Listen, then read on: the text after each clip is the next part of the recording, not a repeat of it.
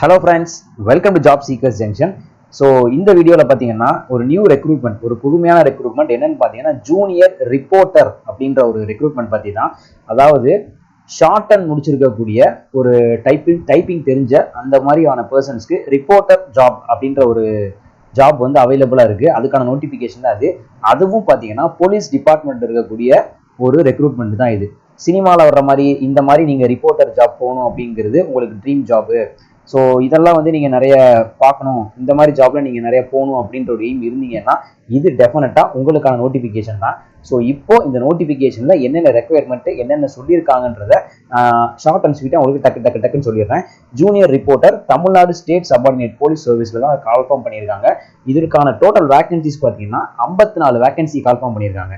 So 36 + அந்த 18 அப்படிங்கிறது backlog vacancy. Total 54 vacancy கால்ஃபார்ம் பண்ணியிருக்காங்க.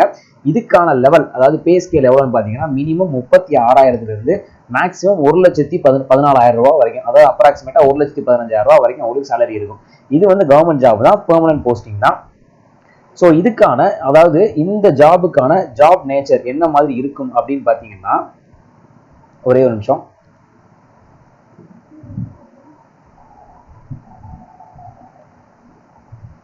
ஸோ இதுக்கான ஜாப் நேச்சர் பார்த்தீங்கன்னா ஜூனியர் ரிப்போர்ட்டர், அதாவது நீங்கள் என்னென்ன வேலைலாம் பார்க்கணும் அப்படின்னா ஃபீல்டு ஒர்க் இருக்கும். எங்கன்னு பார்த்தீங்கன்னா அந்தந்த டிஸ்ட்ரிக்ட்ல உங்களுக்கு எங்கே போஸ்டிங் போட்டிருக்காங்களோ அந்த டிஸ்ட்ரிக்ட்ல அந்த சிட்டிஸில் உள்ள ஒரு கான்ஃபரன்சஸ் கவர் பண்ணுறதா இருக்கட்டும், பப்ளிக் மீட்டிங்ஸ் கவர் பண்ணுறதா இருக்கட்டும், ஏதாவது பொலிட்டிக்கல் பார்ட்டி இப்போ ஸ்டேஜ் போட்டு பேசுகிறாங்கன்னா அங்கே போய் நீங்கள் பொலிட்டிக்கல் பார்ட்டிஸ் மீட்டிங் நீங்கள் கவர் பண்ணுறதா இருக்கட்டும், அதெல்லாம் வந்து நீங்கள் ரிப்போர்ட் எடுத்து உங்களுடைய ஹையர் போலீஸ் ஆஃபீஸர்ஸ் கிட்ட நீங்கள் ரிப்போர்ட் சப்மிட் பண்ணணும். இதுதான் உங்களுக்கான நேச்சர், ஜாப் நேச்சர். இந்த மாதிரி டியூட்டிஸை நீங்கள் பார்க்க போறீங்க. இதில் பார்த்தீங்கன்னா நான் ஆல்ரெடி சொன்ன மாதிரி மொத்தமாக 54 வேகன்சிஸ் விட்டுருக்காங்க. அதில் வந்து எந்தெந்த கேட்டகிரிக்கு எவ்வளோ வேகன்சிஸ் இருக்குது, அதாவது general, OBC, MBC, BC, BCM, SC, ST, இந்த மாதிரி நிறைய கேட்டகரி இருக்கு இல்லையா. ஸோ கேட்டகரி வைஸ் அவங்க வேகன்சிஸ் பிரித்து கொடுத்துருக்காங்க. நீங்கள் எந்த கேட்டகரியில் வரீங்கன்றதை நீங்கள் செக் பண்ணிக்கோங்க. ஓகே. ஸோ நெக்ஸ்ட் பார்த்தீங்கன்னா ஒவ்வொரு கேட்டகரிக்கான ரிசர்வேஷன் பற்றி சொல்லியிருக்காங்க. டோட்டல் வேகன்சிஸில் 30%, அதாவது 54ன்னு வச்சுக்கோங்க, அப்ராக்சிமேட்டாக ஒரு 16 வேகன்சி வந்து அதில் உமனுக்காக மட்டுமே ஒதுக்கப்பட்டிருக்கு அப்படின்னு சொல்கிறாங்க. ஸோ இந்த அப்ளிகேஷனுக்கான லாஸ்ட் டேட் பார்த்தீங்கன்னா கம்மிங் April 15 தான் லாஸ்ட் டேட்டு. ஸோ அதுக்குள்ளே நீங்கள் அப்ளிகேஷனை போட்டுருங்க. ஸோ உங்களுக்கான ரெக்ரூட்மெண்ட் என்னென்ன மாதிரி இருக்கும் அப்படின்னு பார்த்தீங்கன்னா ஸ்கில் டெஸ்ட் அண்ட் இன்டர்வியூ, இது 2 தான் இருக்கும். இது வந்து எப்போ நடக்கும், எப்படி நடக்கும் அப்படின்றத கால் லெட்டர்ஸ் டீடைல்ஸ் உங்களுக்கு ஷார்ட்லி இனிமேல் இன்ஃபார்ம் பண்ணுவாங்க. இப்போ அதை பற்றின டீடைல்ஸ் நமக்கு இதில் சொல்லலை. ஸோ ஏஜ் வந்து பார்த்தீங்கன்னா ஏஜ் லிமிட் எவ்வளோ அப்படின்னு சொல்லியிருக்காங்கன்னா மினிமம் பார்த்தீங்கன்னா எஸ்சி எஸ்டி கேட்டகரி வைஸ் பிரிச்சிருக்காங்க. ஸோ எஸ்சி எஸ்டி கேட்டகரிக்கு மினிமம் 18 வயசு, எல்லா கேட்டகரிக்குமே மினிமம் ஏஜ் 18 வயசு தான். ஸோ மேக்ஸிமம் பார்த்தீங்கன்னா எஸ்சி எஸ்டி, எஸ்சிஏ, அதாவது எஸ்சி அருந்ததியர்னு சொல்லுவாங்க. ஸோ அவங்களுக்குலாம் பார்த்தீங்கன்னா 37 இயர்ஸ் வரைக்கும் age limit. BC, BCM, MBC, DC இவங்களுக்குலாம் பார்த்தீங்கன்னா 34 இயர்ஸ் வரைக்கும் நீங்கள் ஏஜ் எலிஜிபிலிட்டி இருக்குது, நீங்கள் அப்ளை பண்ணிக்கலாம். ஸோ மித்த கேட்டகரி, அதாவது ஃபார்வர்ட் கேஸ்டில் வர்றவங்க, ஓசி, எஃப்சி அந்த மாதிரி வர்றவங்கலாம் பார்த்தீங்கன்னா 32 வயசு வரைக்கும் உங்களுக்கு மேக்ஸிமம் ஏஜ் லிமிட் கொடுத்துருக்காங்க. ஸோ குறிப்பிட்ட இந்த தேதிக்குள்ளே நீங்கள் அந்த ஏஜ் லிமிட்டுக்குள்ளே வர்றீங்க அப்படின்னா நீங்கள் இந்த எக்ஸாமுக்கு தாராளமாக அப்ளை பண்ணலாம். ஸோ முக்கியமாக அடுத்து பார்த்தீங்கன்னா எஜுகேஷனல் குவாலிஃபிகேஷன், என்ன மாதிரி கல்வி தகுதி இதுக்கு எதிர்பார்க்குறாங்க அப்படின்னு பார்த்தீங்கன்னா மஸ்ட் ஹேவ் பாஸ்டு +2, அதாவது ஹையர் செகண்டரி நீங்கள் முடிச்சிருக்கணும், தமிழ்ல ஒரு சப்ஜெக்டா நீங்க படிச்சிருக்கணும். அப்படி பண்ணியிருந்தீங்க அப்படின்னா இந்த எக்ஸாமுக்கு நீங்க அப்ளை பண்ணலாம். மேக்ஸிமம் ஒரு டிகிரி எக்ஸ்பெக்ட் பண்ணல, +2 முடிச்சிருந்தாலே போதுன்ற மாதிரி தான் சொல்லியிருக்காங்க. அடுத்து பார்த்தீங்கன்னா கவர்மெண்ட் டெக்னிக்கல் எக்ஸாமினேஷன், அதாவது இங்கிலீஷ் ஷார்ட் அண்ட் வந்து உங்களுக்கு டைப் பண்ண தெரிஞ்சிருக்கணும். 120 வேர்ட்ஸ் பெர் மினிட்ல நீங்க அடிக்கிறதுக்கு எக்ஸ்பர்ட்டா இருக்கணும். அடுத்து பார்த்தீங்கன்னா அதே கவர்மெண்ட் டைப்பிங் டெக்னிக்கல் எக்ஸாமினேஷன்ல இங்கிலீஷ் டைப் ரைட்டிங் உங்களுக்கு தெரிஞ்சிருக்கணும். English type writing higher grade and senior grade, அதாவது 45 வேர்ட்ஸ் பெர் மினிட் உங்களுக்கு அடிக்க தெரிஞ்சிருக்கணும். இந்த குவாலிஃபிகேஷன் அவங்க எதிர்பார்ப்பாங்க.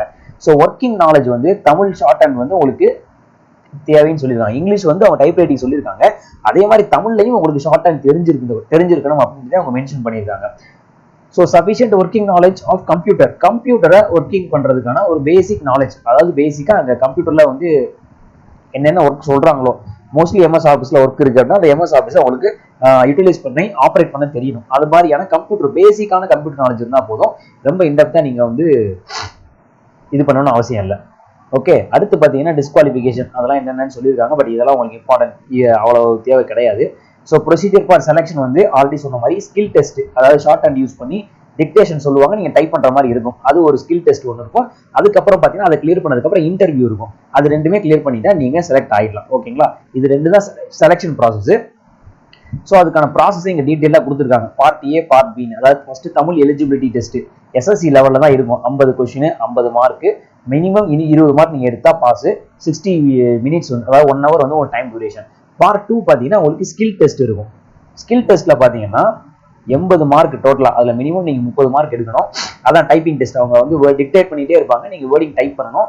80 மினிட்ஸ் உங்களுக்கு டைம். டோட்டலாக பார்த்தீங்கன்னா 2 ஹவர்ஸ் 20 மினிட்ஸ் வந்து டைம் டியூரேஷன். ஃபைனலி பார்த்தீங்கன்னா உங்களுக்கு இன்டர்வியூ இருக்கும். ஸோ இன்டர்வியூக்கு டோட்டல் 20 மார்க்ஸ் வச்சிருக்காங்க. அதில் மினிமம் நீங்கள் 8 மார்க்காச்சும் எடுக்கணும். பேசிக்காக அவங்க கேட்குற கொஸ்டினுக்கு நீங்கள் ஆன்சர் பண்ணால் போதும். ஓகே, பார்ட் ஏ வந்து தமிழ் லாங்குவேஜில் தான் இருக்கும் அப்படின்றத சொல்லியிருக்காங்க. அதாவது எக்ஸாம் டைப் வந்து உங்களுக்கு தமிழில் தான் இருக்கும் அப்படின்றத அவங்க மென்ஷன் பண்ணுறாங்க, வேற ஒன்றும் இல்லை. ஸோ நெக்ஸ்ட் பார்த்தீங்கன்னா எப்படி செலக்ட், அதாவது அந்த பேப்பரை நீங்கள் டைப் பண்ணுறீங்க இல்லையா, அதை எப்படி எவாலுவேட் பண்ணுவாங்கன்றத சொல்லியிருக்காங்க. Omission of word, every omissions of word. நீங்கள் எந்தெந்த வேர்டை மிஸ் பண்ணியிருக்கீங்க, அது நார்மல் டைப் ரைட்டிங்க்கு செலெக்ஷன் இருக்கும்ல, எப்படி வெரிஃபிகேஷன், எப்படி டிடெக்ஷன் கரெக்ஷன் பண்ணுவாங்க, அது மாதிரி தான் இதுலேயும் இருக்கும். ராங் வேர்டு, ஒரு வேர்டு சொன்னதுக்கு பதிலாக ராங்காக டைப் பண்ணியிருக்கீங்க, அதுக்கு மைனஸ் பண்ணிப்பாங்க. ப்ரெசன்ட் டென்ஸ் டைப் பண்ணுறது போல டென்சஸ், அதில் பாஸ்ட் டென்ஸ் டைப் பண்ணிங்கன்னா அதுக்கும் டைப் பண்ணிப்பாங்க. மிஸ்டேக்ஸ் ஃபார் ஸ்பெல்லிங், அந்த ஸ்பெல்லிங்க்கும் மிஸ்டேக் உண்டு. ஸோ இன்டர்வியூ பொறுத்த வரைக்கும் பார்த்தீங்கன்னா உங்களுக்கு சென்னையில் மட்டும்தான் இன்டர்வியூ இருக்குன்னு சொல்கிறாங்க. ஸ்கில் டெஸ்ட் அண்ட் இன்டர்வியூ ரெண்டுமே வந்து உங்களுக்கு சென்னையில் தான் நடக்கும் அப்படின்றத சொல்கிறாங்க.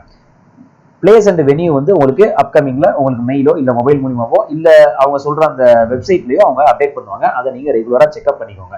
நெக்ஸ்ட் பாத்தீங்கன்னா நீங்க டாக்குமெண்ட் அப்ளிகேஷனை ஃபில்அப் பண்ணி அனுப்பும்போது இது வந்து ஆன்லைன் தான் அப்படின்னு எதுவும் மென்ஷன் பண்ணல, ஆஃப்லைன்ல தான் நீங்க பண்ற மாதிரி இருக்கும். ஸோ அப்ளிகேஷனை நீங்க ஃபில்அப் பண்ணி அனுப்பும்போது குறிப்பிட்ட டாக்குமெண்ட்ஸ் உடைய போட்டோ காப்பி, அதாவது ஜெராக்ஸை நீங்க அட்டாச் பண்ணி உங்க செல்ஃப் அட்டஸ்டேஷனோட நீங்க அட்டாச் பண்ணி அனுப்புற மாதிரி இருக்கும். ஸோ என்னென்ன டாக்குமெண்ட்ஸ்னு பாத்தீங்கன்னா டேட் ஆஃப் பர்த்துக்கான ப்ரூஃப், அதாவது எஸ்எஸ்எல்சியோ பர்த் சர்டிஃபிகேட்டோ இல்லை உங்கள் higher secondary school mark Shito நீங்கள் அப்லோட் பண்ணணும். அது ஒன்று.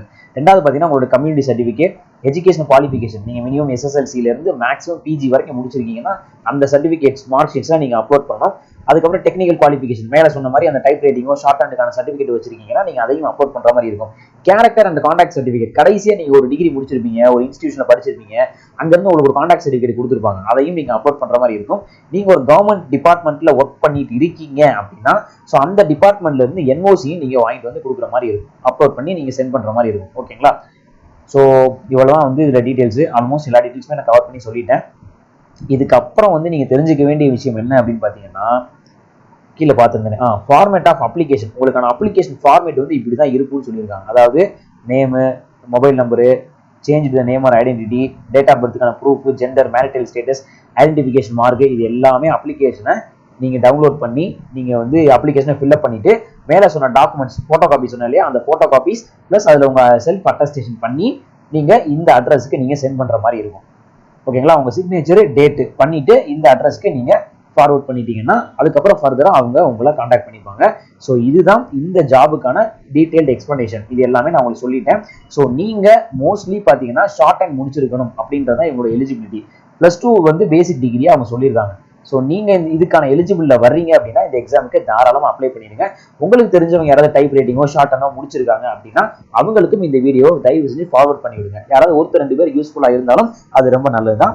ஸோ ஃபைனலி கன்க்ளூஷன், இது மாதிரியான ஜாப் அப்டேட்ஸ்க்கு மறக்காம நம்ம சேனல் நீங்கள் சப்ஸ்கிரைப் பண்ணிக்கோங்க. தேங்க்யூ.